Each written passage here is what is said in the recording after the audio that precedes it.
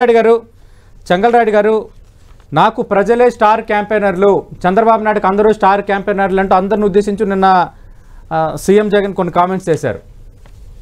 దానిపై మీరేమంటారు sir? Hello Chengalrayudu గారు మాట్లాడండి సార్. ఇప్పుడు మీకు ఎన్టీవీ ప్రేక్షకులకు పాల్గొన్నటువంటి నాయకులు నమస్కారం అండి. నమస్తే సార్. మొట్టమొదటిసారిగా షర్మిల గారు పార్టీలో కాంగ్రెస్ పార్టీలో చేరటం దుర్మార్గం చెప్పారు. కాంగ్రెస్ పార్టీ రాజకీయ భిక్ష పెట్టింది ఈ వైఎస్ఆర్ ఫ్యామిలీ. కొన్నిసార్లు ముఖ్యమంత్రిగా, ఎంపీలుగా, ఎమ్మెల్యేలుగా, ఎమ్మెల్సీగా, సింగిల్ విండో ప్రెసిడెంట్గా, ఆంధ్ర ప్రెసిడెంట్గా, సర్పంచ్ 30 పదవులు ఇచ్చిందండి కాంగ్రెస్. ఆఖరికి జగన్మోహన్ రెడ్డి గారు కూడా కాంగ్రెస్ పార్టీ తరఫున ఎంపీగా గెలిచారు. రాష్ట్రం విడిపోయేటప్పుడు హౌస్ లోనే ఉన్నారు, దానికి అనుమానం లేదు. సో ఇప్పుడైనా శర్మిల గారు తెలుసుకొని మాకు రాజకీయంగా భిక్ష పెట్టినటువంటి కాంగ్రెస్ పార్టీకి వెళ్ళటం అనేది ఆమెకు మనసులో అనిపించి మనస్సాక్షిగా కానీ నేను కూడా స్వాగతిస్తున్నాను. ఎందుకంటే రాజకీయ భిక్ష పెట్టిన పార్టీ వాళ్ళ ఇంట్లోనే 30 పదవులు ఇస్తారు. అంటే చెంగల్రాయుడు గారు మీ దృష్టిలో ఎవరు స్టార్ క్యాంపెయినర్లు చెప్తాను. ఇప్పుడు జనసేన మేము కలిసి ప్రయాణం చేస్తున్నాం, ఎవరు వచ్చినా ప్రయాణం చేస్తాం. ఏం అనుమానం. ఈ రాక్షస పాలన, దుర్మార్గం పాలన, అవినీతి పాలన అంతమంది ఇచ్చడానికి ఎవరు ముందుకు వచ్చినా కలిసి ప్రయాణం చేసేదానికి మేము సిద్ధంగా ఉన్నాం. వాళ్ళు వీళ్ళనేది భారతీయ జనతా పార్టీ కలిసి వస్తే వాళ్ళతో కూడా కలిసి పోటీ చేస్తాం. లేదు జనసేన వచ్చింది కాబట్టి వాళ్ళతో కలిసి పోటీ చేస్తాం. లేనప్పుడు కాంగ్రెస్ వస్తే కాంగ్రెస్ 100కి 100 పవన్ కళ్యాణ్ అనుమానం చూస్తారు కదా.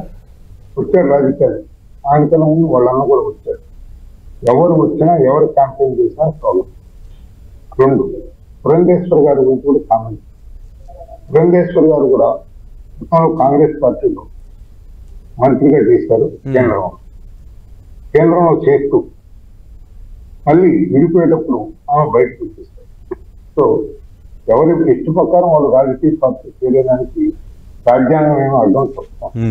100కి 100 ఆమె. ఇక ముఖ్యమైనటువంటి విషయాన్ని ఎవరికి ఎవరు క్యాంపెయిన్ చేయాలి వాళ్ళు కూడా త్వరకొచ్చుకొని చేసుకోవచ్చు. మిగతా పార్టీ మనం కూడా చేసుకోవచ్చు. తటస్థ ఓట్లను ఇటు లాక్కునేదానికి కొన్ని ఉపయోగపడతాయి. యాంటీ ఓట్లు చీరిపోకుండా ఉండేదని కొన్ని సంజాయి. 1978లో ఎన్నికలు జరిగినప్పుడు మీకు తెలిసారా సత్తిస్తారు. ఈ కాంగ్రెస్ పార్టీ అధికారం వచ్చేదానికి బలమైన కారణం జనతా పార్టీ 60 సీట్లు గెలిచింది, రెడ్డి కాంగ్రెస్ 30 సీట్లు గెలిచింది. ఈ 2 చీలిపోయిన వల్ల కాంగ్రెస్ భారీ అధికారం.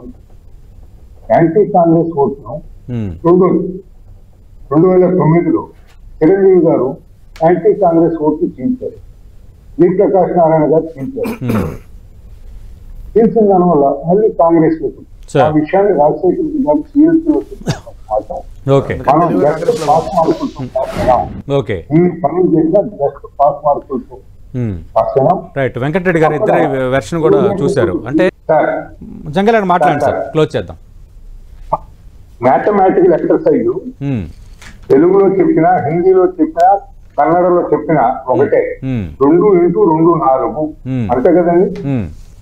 ఇప్పుడు కేంద్ర ప్రభుత్వం ఎంత అప్పులు ఉన్నది నేను ఒక కమిటీ చైర్మన్ గా కొంచెం స్టడీ చేసి ఉన్నాను. కొంచెం టైం ఇస్తే చెప్తాను.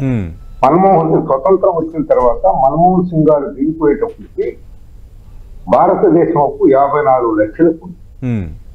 ఈరోజు 1,08,00,000 కోట్లు భారతదేశం. అప్పు చేయటం అలవాటు అయిపోయింది. దాంట్లో తప్పు పట్టడం లేదు. అప్పులు వెళ్ళి అప్పును ప్రాజెక్ట్ కోసం పెట్టి ప్రాజెక్ట్ నుంచి రిటర్న్స్ తీసుకోవాలి. మా ఆర్టీపీకి 6,000 కోట్లు అప్పు తీసుకుంది.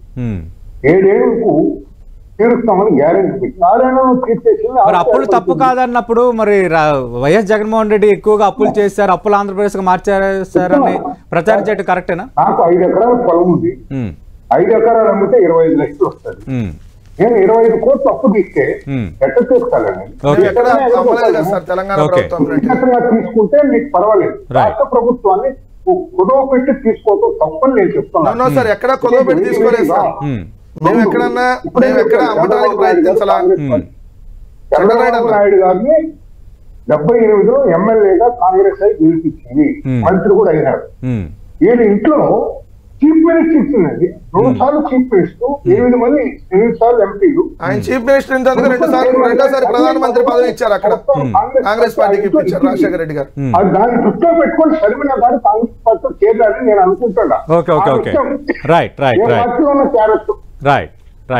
నాకేం అభ్యంతరం లేదు. ఆ పార్టీలో చేర్చుకోవచ్చు షర్మిల గారు, తెలుగుదేశం పార్టీలో చేర్చుకో. కాంగ్రెస్ పార్టీ అధ్యక్షులు వాళ్ళు తెలియదు కదా. థ్యాంక్ యూ చెంగలరెడ్డి గారు.